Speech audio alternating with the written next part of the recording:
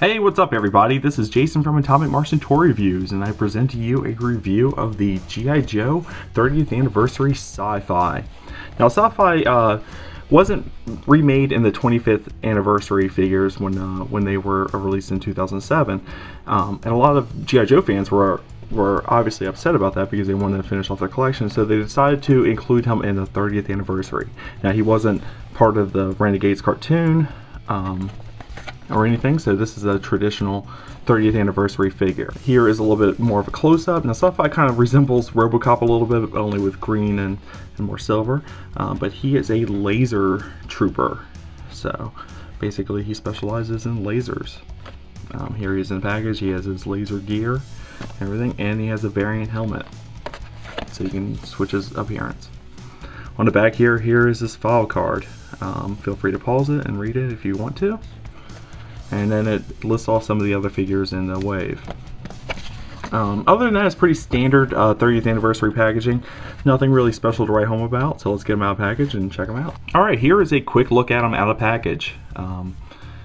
Here's the figure, here's the back. He does have some unfamiliar web gear on him, so it looks pretty cool. And he has these weird like connector things to his legs. I guess this is all part of his laser equipment. Now, of course, back in the 80s when Joe and Cobra fired lasers, having laser specialists was very important. They had Flash, and they had this guy, and they had a couple other laser specialists. But with G.I. Joe taking more of a modern military approach lately, the use of a laser Viper isn't as important as it used to be. So Hasbro basically made this guy to appeal towards the fans and the completionists, you know, because he was released in the 80s and they never remade him for the 25th anniversary, so here you go. Okay, let's pry off the helmet here. This is his face underneath. Pretty standard face sculpt. It may be reused, it may not be, I can't really tell. It might be a diver or something. Reused head sculpt, but then it is covered up. And like I said, he does have the RoboCop mask here.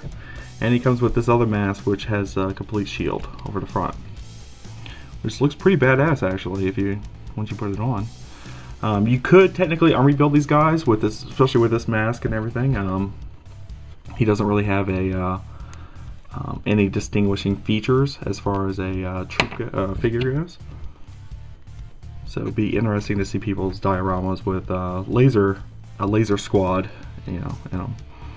Here is his gun. Now the gun actually does look really cool. I like the little bit of like bronzy gold accent there, and it has a little bit of red right here, right where the hose connects. So it's just not standard gray gun.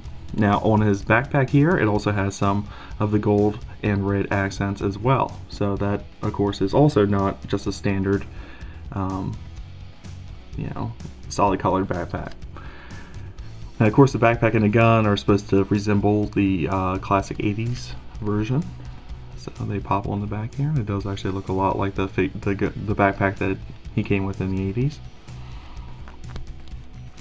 I am noticing a little bit of difficulty putting his gun in his hand. Let me try the right hand, see if that helps.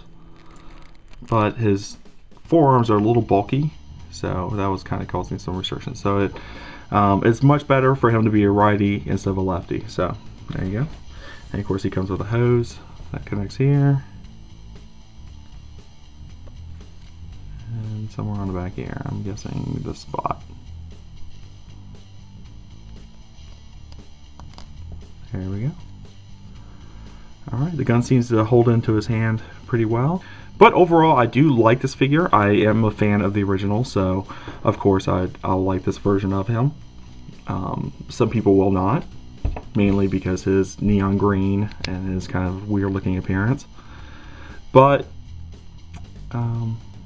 yeah, I have a feeling that people that really like him will love him, and the people that don't really like the character probably won't really care much for the figure either. So there you have it, folks. Sci-Fi from 30th anniversary.